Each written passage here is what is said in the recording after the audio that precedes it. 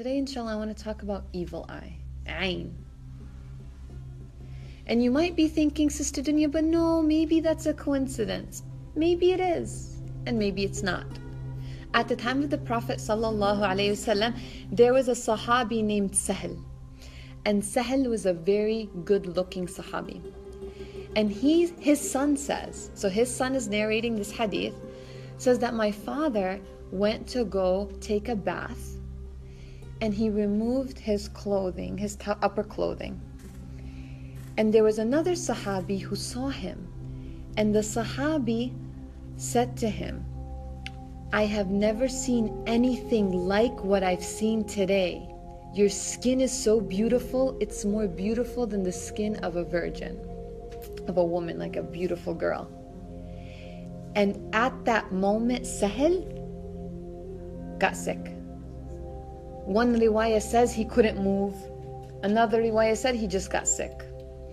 And so they didn't know what to do. So they went and they called the Prophet ﷺ. And the Prophet ﷺ came. And when the Prophet ﷺ saw what he saw and heard what happened, they explained to him what happened. He said, why does one of you kill his brother? Why did you not say, may Allah bless you? Indeed, the evil eye is true. Another hadith, Al-Aynu Haqq. The Prophet ﷺ said, the effects and the influence of the evil eye is in fact true. The evil eye is true. And in another hadith, the Prophet ﷺ said, Al-Aynu Haqq walau kana shay'un sabiq al-qadar sabaqathu al-ayn. And the influence of the evil eye is true, is a fact. And if anything would precede destiny, it would be the influence of the evil eye. The influence of the evil eye. So imagine the influence of the evil eye can precede our destiny. May Allah subhanahu wa ta'ala protect us from all these things, subhanallah. So what do we do if we suspect that we may have been afflicted? I'm going to tell you something that I saw with my own eyes. This is not a story that I heard from someone. There was a sister who she was at the masjid and her hijab was a little loose, and someone came up to her and said, wow, you have such a pretty neck.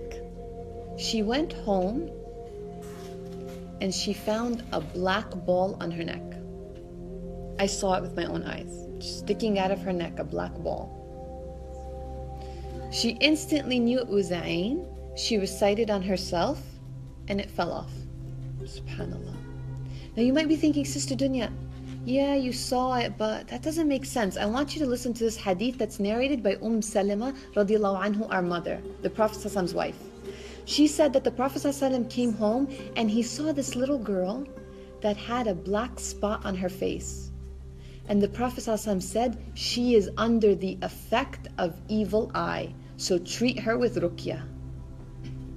This actually happened at the time of the Prophet ﷺ, where a little girl grew a little black thing on her face. And what happened? The Prophet ﷺ said, she's under the effect of evil eye, so recite the ruqyah on her. So if we believe that we're under the effect of evil eye, we should recite ruqyah on ourselves. Once Jibreel alayhi salam came to the Prophet sallallahu alayhi wasallam, and he said, Ya Rasulullah, are you ill? Are you sick? And then the Prophet sallallahu alayhi wasallam said, yes. And then Jibreel alayhi salam said this to him, Bismillahi urqik min kulli shay'in yu'dhik wa min sharri kulli nafsin aw 'aynin hasadin Allah yashfik Bismillah urqik. This is a dua of ruqyah that you should say, inshaAllah, if you suspect that one of your children or yourselves has evil eye. This is what Jibreel alayhi salam said to the Prophet ﷺ and recited upon the Prophet ﷺ. In the name of Allah, I exorcise you from everything and safeguard you from every evil that may harm you and from the eye of the jealous one. May Allah cure you. I invoke the name of Allah for you. Insha'Allah, if you suspect that, recite. Prophet ﷺ said, the effects and the influence of the evil eye is in fact true.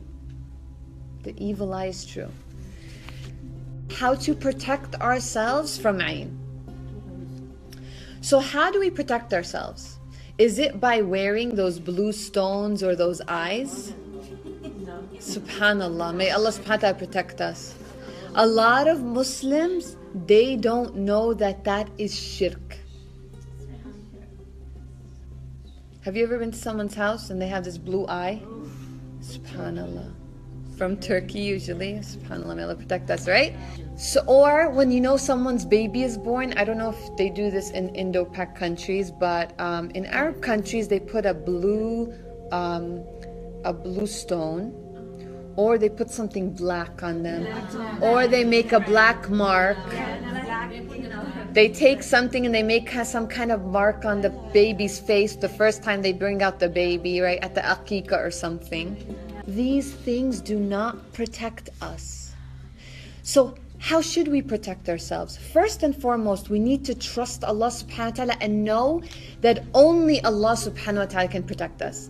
Nothing can benefit or harm us except by the will of Allah subhanahu wa ta'ala. So seeking other than Allah subhanahu wa ta'ala makes no sense. Why? Number one, we're making shirk with Allah subhanahu wa ta'ala. If we think that something else can benefit or harm us other than Allah subhanahu wa ta'ala, we're making shirk. Number two, that means that we don't trust Allah subhanahu wa ta'ala, right? We don't believe in the power of Allah subhanahu wa ta'ala. So first and foremost, we have to trust that only Allah subhanahu wa ta'ala can protect us. So if we believe that we're under the effect of evil eye, we should recite ruqya on